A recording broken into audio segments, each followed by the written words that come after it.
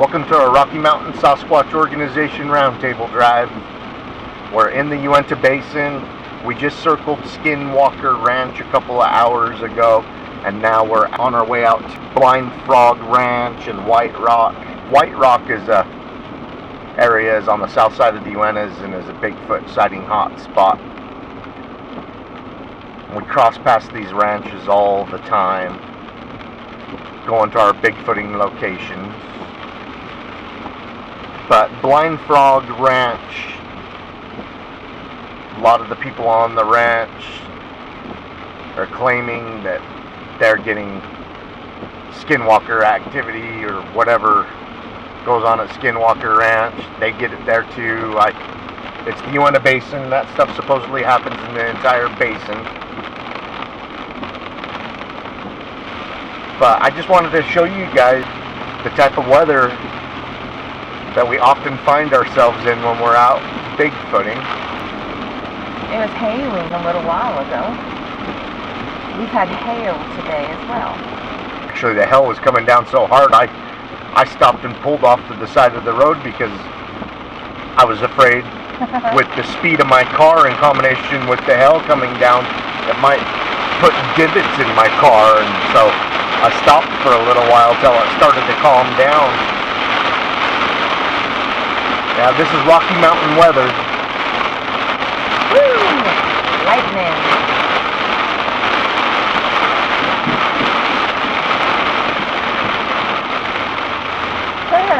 The road looks like a river.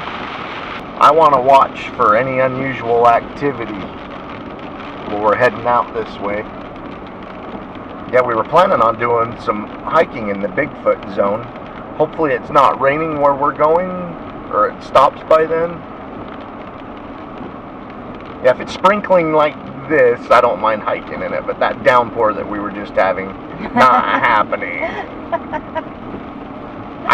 I need my camera equipment if I have a Bigfoot sighting to try and record that, and that type of a deluge is just, it's not going to happen. It's going to be bad for the cameras. Yep, I do have a waterproof or water-resistant camera with me. It's just not as nice as the other cameras, though. It doesn't zoom in as well, and a lot of cameras, they do a couple of things really well, and waterproof camera, that's all it does well.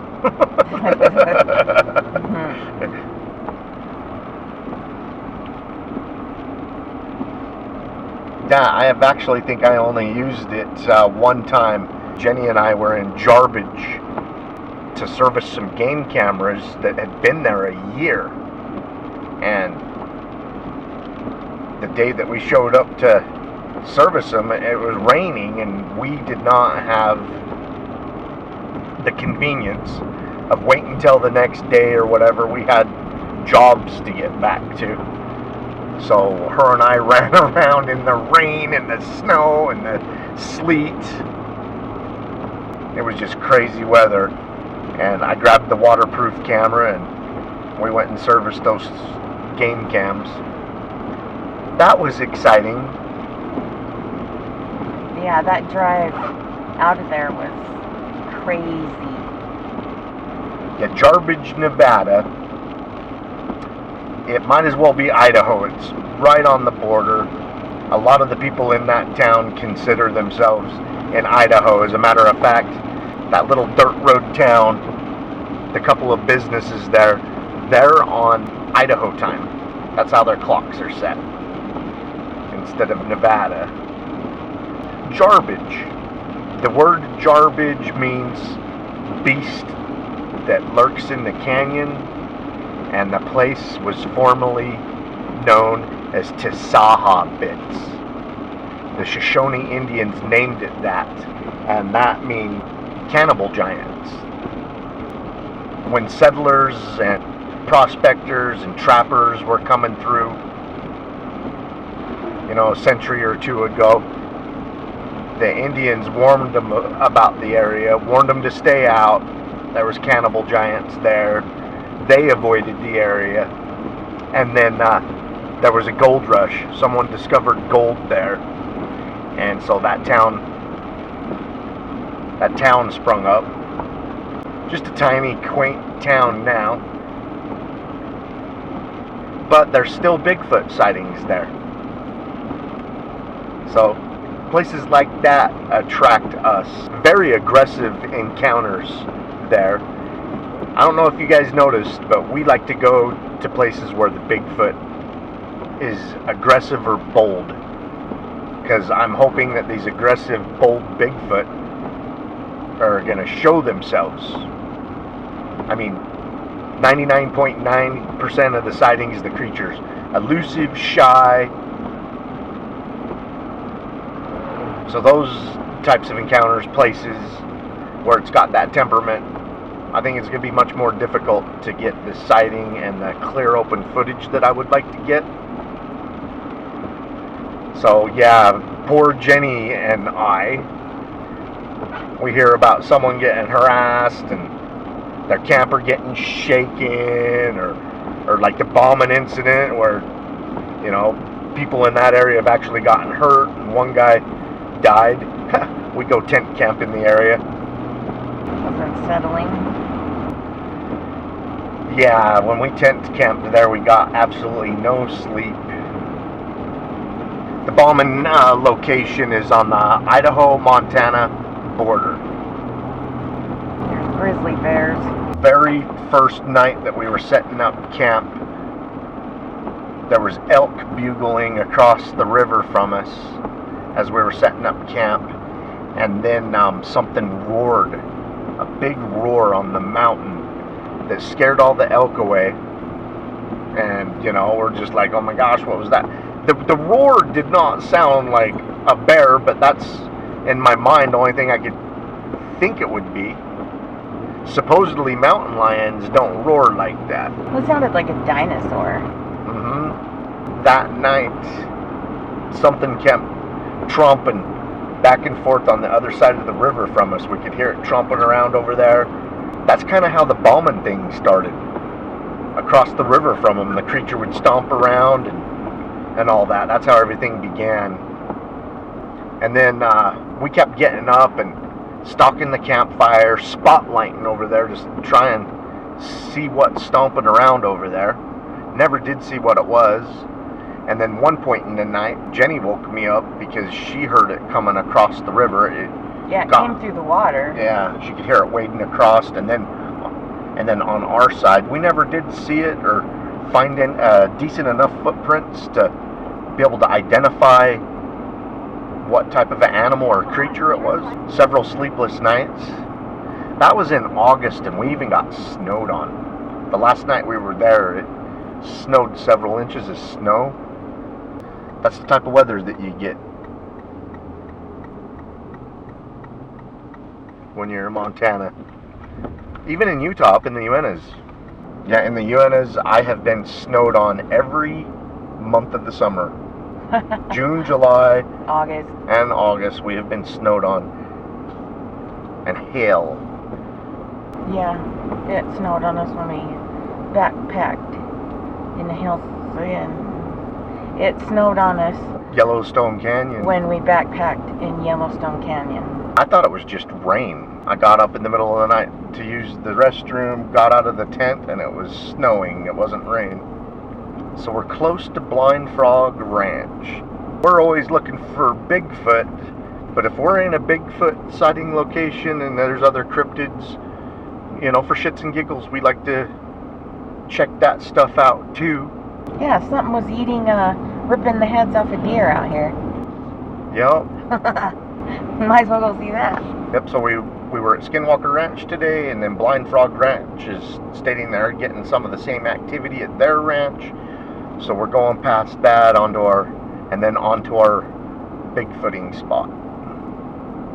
Yeah, what's weird about the deer getting the head ripped off is mountain lions try to break their prey's neck. When a mountain lion goes after prey, they like it to run from them, an elk, a deer, bighorn sheep, whatever, and they like to jump on its back and then grab them by the back of the neck. They use all their weight and shove their head into the ground with all their weight, grabbing a hold of it. They cause the creature to break its own neck, because now the creature is flipping over its own head, its whole body is, and it's holding its head down to the ground with its weight and its jaws, and that causes it to break the neck, and then it's a clean kill for them. Let's face it, a mountain lion wants a clean kill, so breaking the neck is ideal. It's their tactic. It doesn't always work out that way. If it does, then that animal can't hurt them, and they don't want dinner to injure them. So that's how they do it. Okay, and then once a mountain lion takes down its kill, breaks its neck, if it works out that way, then it will drag it to a place that they think is safe, and then the animal goes for the entrail. They eat the organs and the stomach and all of that first. It's the most nutritious, easiest, and then they'll bury it. They let it decompose a little bit and soften up for a few days before they actually eat the flesh. So in essence, they don't rip the heads off. No. There's no animal that rips the heads off a deer. So when I started hearing about what was going on at Blind Frog Ranch, I was like, well, it's a mountain lion, you know?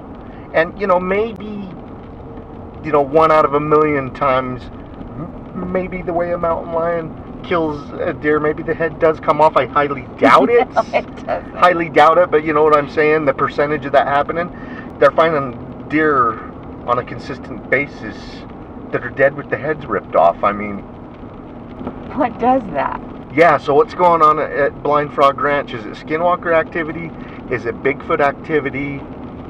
Is it something else completely different? I don't know. Alls I do know is, see those mountains up there ahead of us? Those are the Uinta Mountains. It's the epicenter of Bigfoot activity in Utah, and then it spreads out from there. It's the highest concentration of Bigfoot sightings at and around those. And so Blind Frog Ranch is sitting at the base of the Uintas. Maybe it's a squatch coming down and trying to get itself some venison. So it's kind of fun to see these places where weird things are happening. May or may not have something to do with Bigfoot, who knows? But we're not going to find out just sitting at home wondering. It's nice to come and see the spot, scout out around it. Oh, there was a hawk. Big old hawk. Camera might have picked that up. Pretty. I hope you guys enjoy our roundtable drives. It's our form of a podcast. We'd rather be out there talking about the places that we're checking out and showing you guys the bigger area than sitting on our computers wishing we were doing what we're doing now. Yeah, this Uinta Basin, which is on the south side of the Uinta Mountains, is just full of strange, unexplained activity. From the skinwalker phenomenon to Bigfoot, chupacabra, the UFO activity. And when I say UFO activity, I'm not talking aliens or people from another planet. I'm talking unidentified flying objects. But people have seen aliens on the ground here, they say. Right, but when I'm talking about the orbs and stuff, who knows what those are?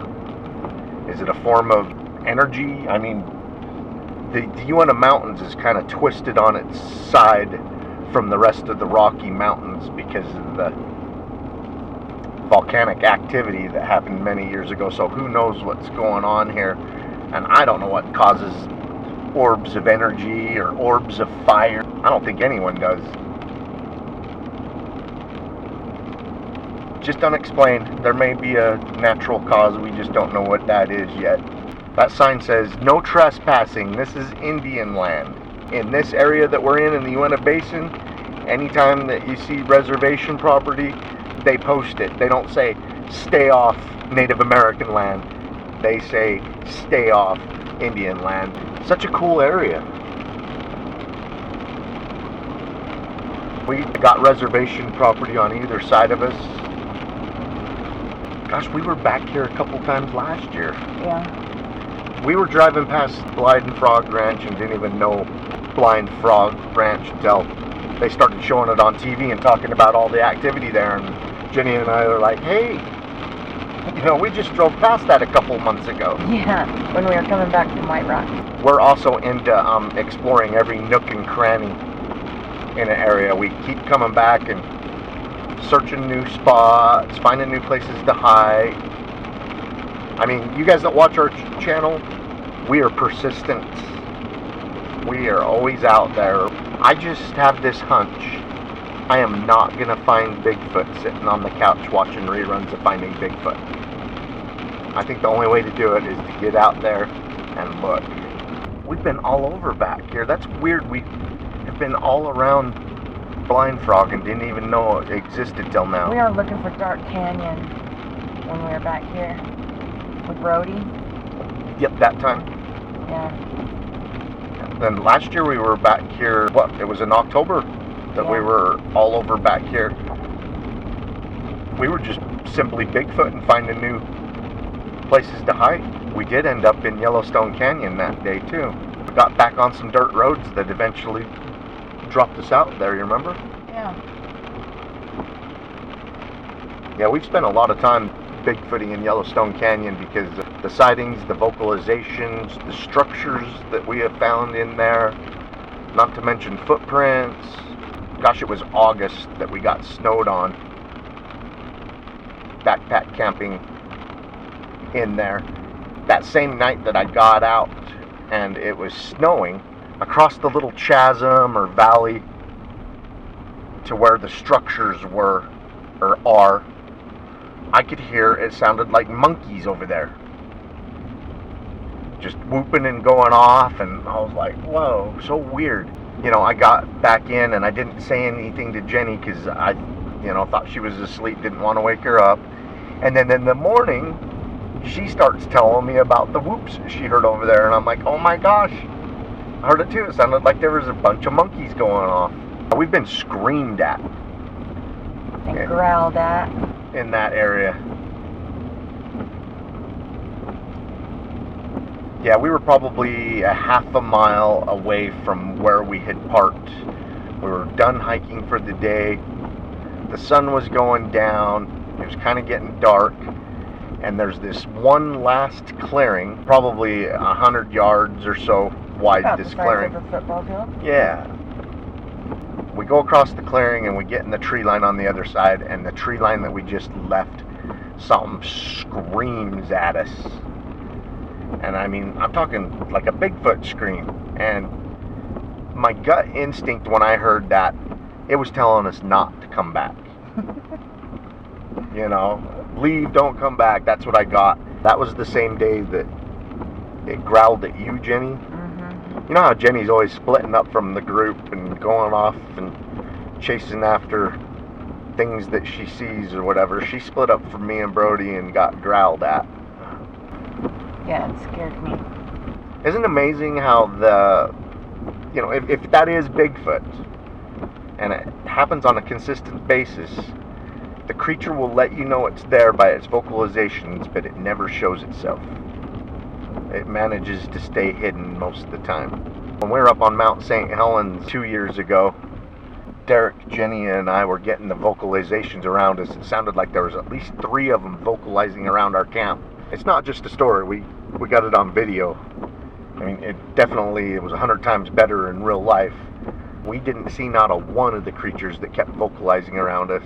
They were wailing and screaming, and we had vocalizations this year in Washington.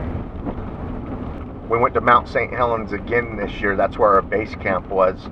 The vocalizations we heard, one of the days we went up to the Olympic Forest and hiked around because the vocalizations that have been sent to us from that area, the sightings, it's like the #1 place in Washington, and Washington's like #1 in the world for Bigfoot sightings. So just a great spot to go. And yeah, we heard a couple of crazy deep guttural like infrasound growls.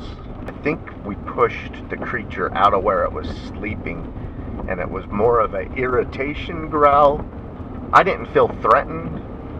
Maybe I should have. But instead of going away, we went to where, and then we found a bedding spot and everything. Found footprints in the moss. We found handprints, knuckle prints. Now we found a bedding spot. Next to bedding spot, it looks like one of them sat on its butt and thighs, and then it used a hand on the left hand side and its right hand knuckles, either when it sat down or when it stood up. And I'm thinking it probably did it when it stood up. It probably stood up in a hurry, let out its growl, growled again, and retreated in the forest, irritated that we woke it up from its nap. Have we passed the ranch? No.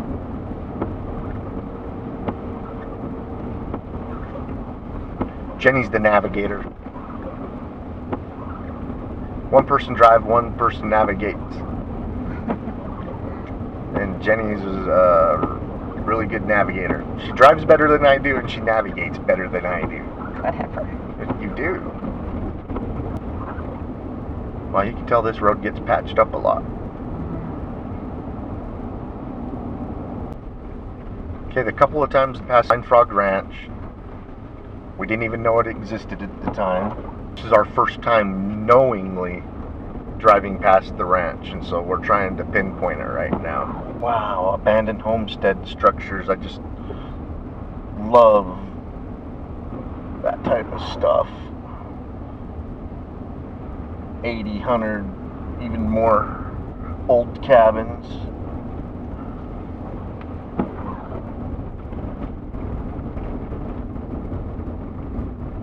But this sagebrush really needed this rain.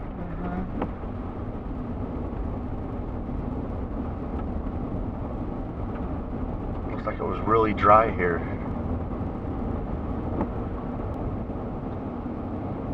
This place is actually closer to Dry Fork than I thought it would be. Yeah.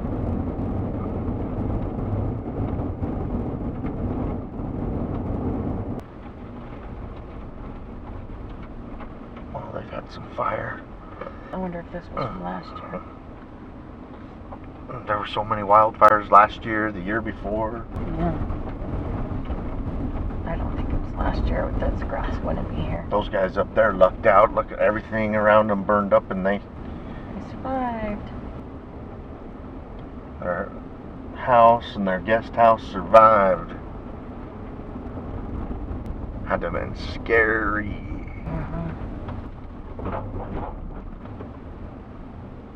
Three Rivers Ranch. I think Blind Frog is up here on the right. Do you remember how many acres the ranch is? It's a big ranch. I do believe it's bigger than Skinwalker Ranch. Skinwalker Ranch is 500 acres. Give or take a couple acres.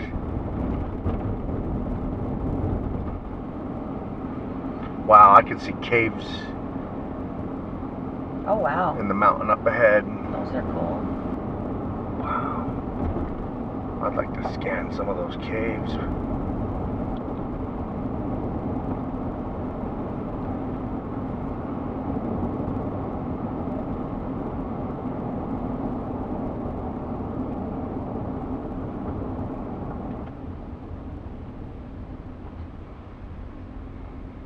It's unmarked. After having the TV showed. Yeah, that looks like it's all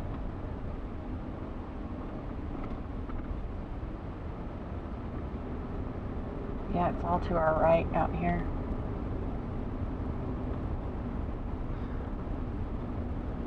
Yep, I'll kind of flip the car and the camera that way for y'all. See that little mountain right there? That may or may not be part of the ranch, and then the ranch is on the other Side of the hill. side of that. good sized ranch and all. We're just driving past the ranch. Of course, it's private. We don't have permission to go onto the ranch. We're here to Bigfoot. This is kind of what the surrounding area of Blind Frog looks like. They are just right at the base of the Uintas. They may, what they think is skinwalker activity may be an ornery Bigfoot. Yeah, now that we're in the area and looking around, they could be experiencing a little bit of Bigfoot problems.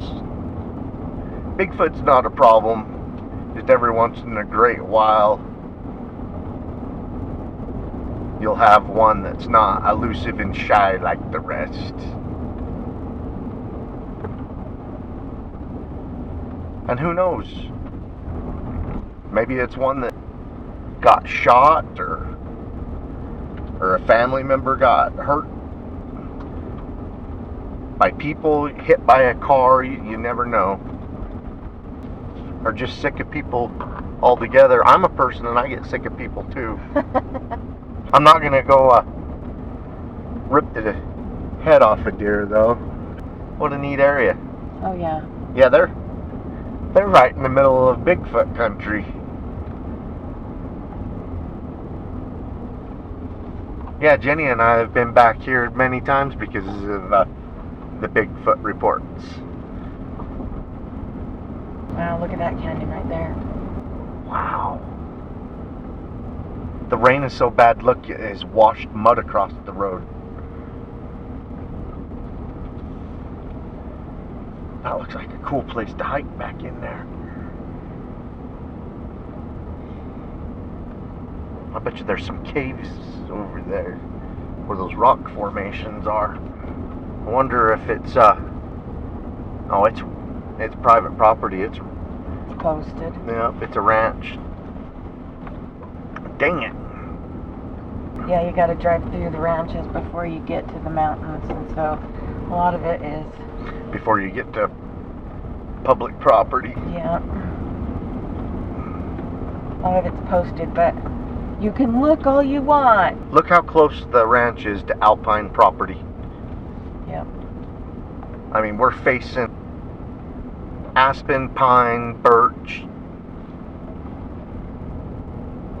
It's really unique when you get this high desert meeting up with alpine. I mean, you get the best of two environments. And a lot of our Bigfoot expeditions will go to a sighting area and it's just like this. It'll be in places where high desert and alpine meet. So now the creature's getting two habitats in one spot. Oh, look at all the pussy willows. And there's a marsh right down in there with cattails. And so today's the first time we knowingly, on purpose, drove past Blind Frog. And there's the Uinta Mountains. Bigfoot Central for Utah.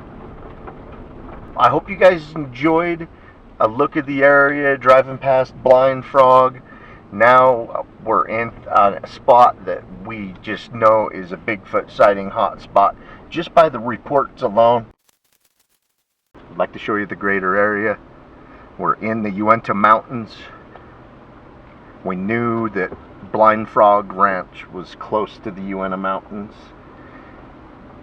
It's in the direction of the mountain from Skinwalker Ranch, about 17 miles. Just checked the GPS and we're 23 miles from Skinwalker Ranch, and we climbed up on a ridge line, Jenny and I, off some cliffs, and we zoomed in as best we could on the ranch that's 23 miles away. But what brought us in this part of the Uintas is, you know, we wanted to see the location, how it's situated at that ranch, because of the activity that goes on there. Some of the activity watching the show just seems like it's Bigfoot activity to me, and now we see how close it is to this Bigfoot sighting hotspot, and so maybe some of the strange events can be explained by a rogue Bigfoot that maybe visits the ranch sometimes. We had a pretty good day today. We found potential footprints. We found a bedding spot. We found some structures. We found a cave. Bedding spot looked like it had been recently used. It also looks like it gets used often up on a pine tree. I climbed up under there and it was very comfortable, but it stunk. You could smell that an animal, I don't know what kind of animal, has been using it. And the cave stunk even worse. The cave reeked. Yeah, we got all that on film. You guys just keep watching our channel, you get to see all that stuff. But this is our form of a podcast. We'd like to talk about an area while we're in it, instead of trying to remember after we get home and sit in front of a computer. And then you guys can see the greater area. I mean, this entire mountain range and the surrounding area is loaded with sighting reports. We're up over 10,000 feet right now in the Uinta Mountains. Heard some vocalizations today. Hopefully some of those got captured on camera. We were using one of the cameras that has a really good microphone. I don't care what they say, nothing is as good as the human ears though. We use shotgun mics. We also have a parabolic mic.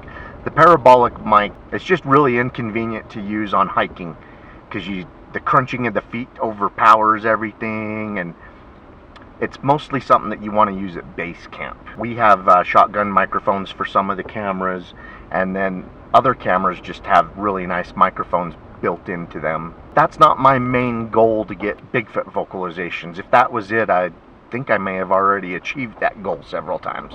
Vocalizations are much easier to get than that clear, open footage of the creature.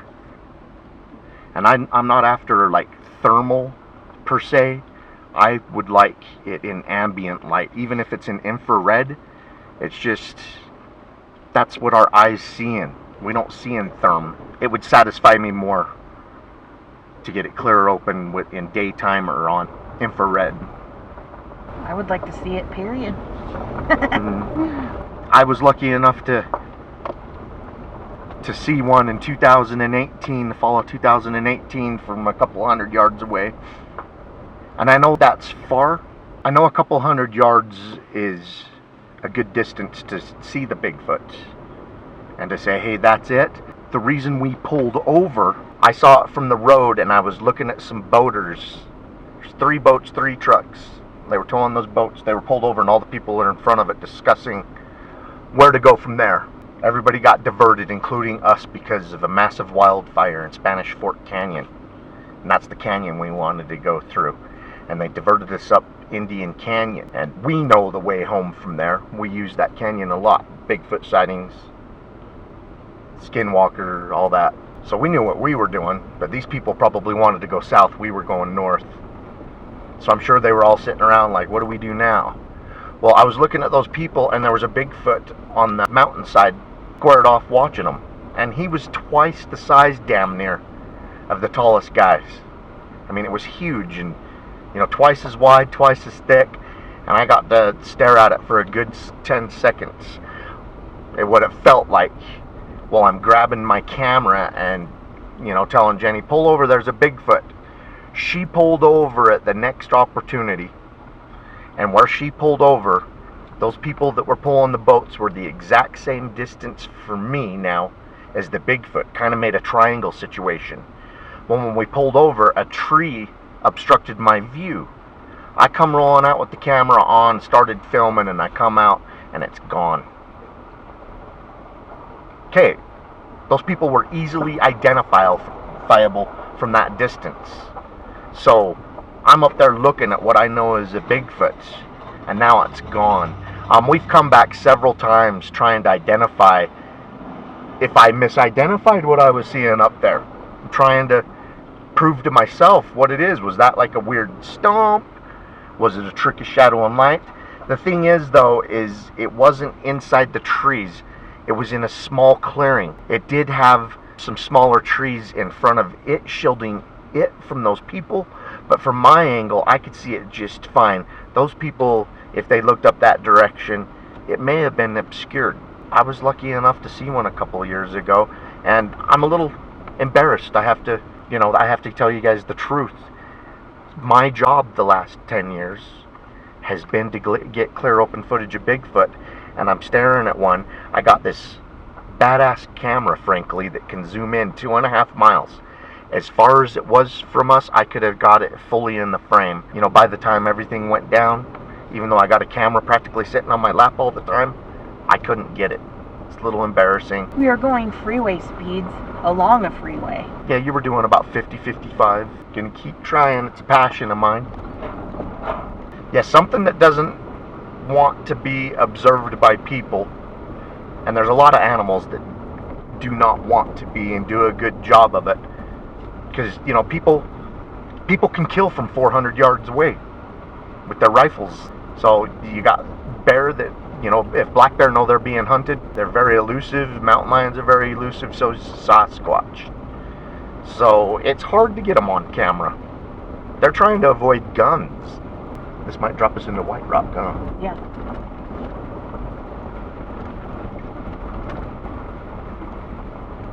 That road down there was super major, so I highly doubt it just goes nowhere.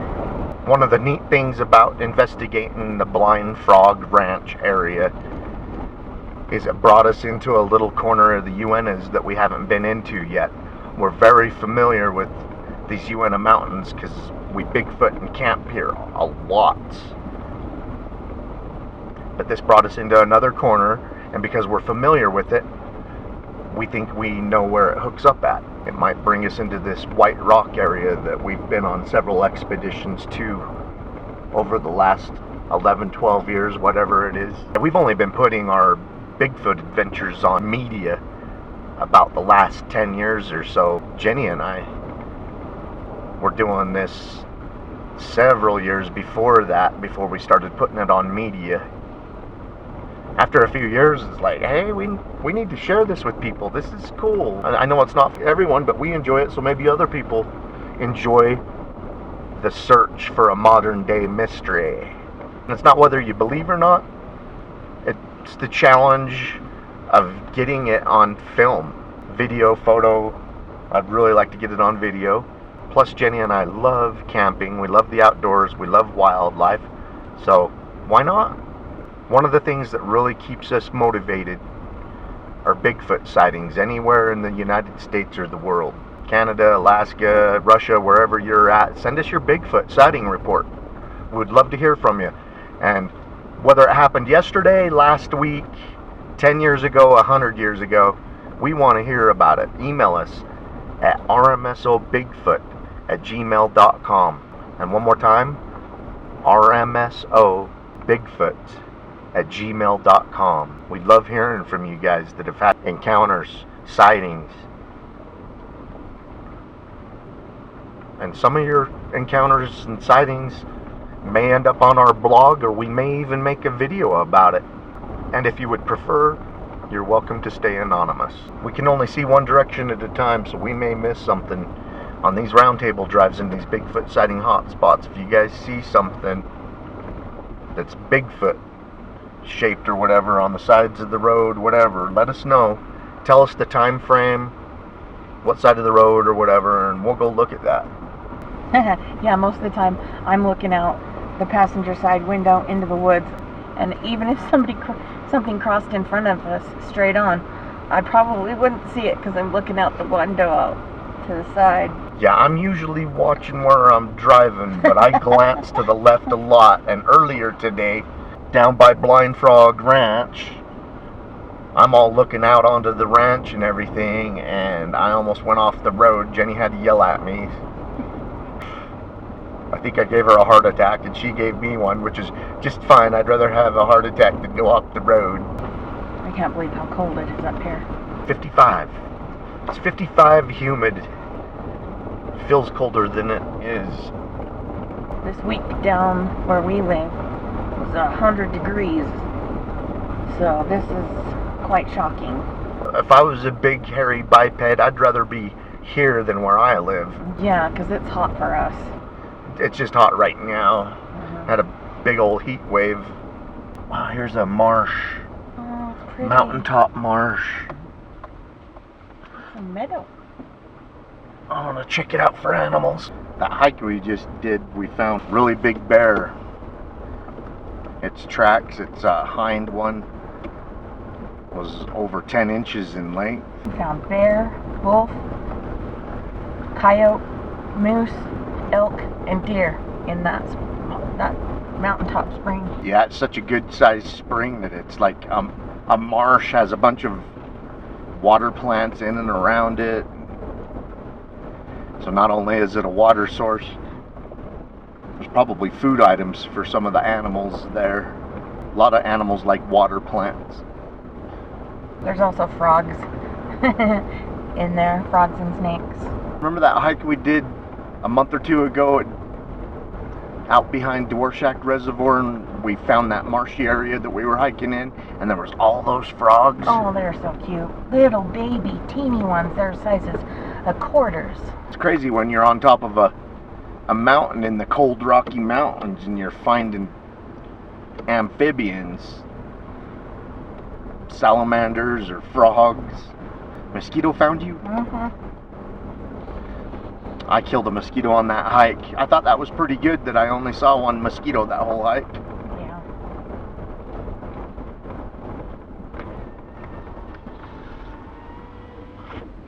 Wow, what kind of vehicle is that? Big old battle wagon. It's a Dodge, it looks like. It's an old Dodge.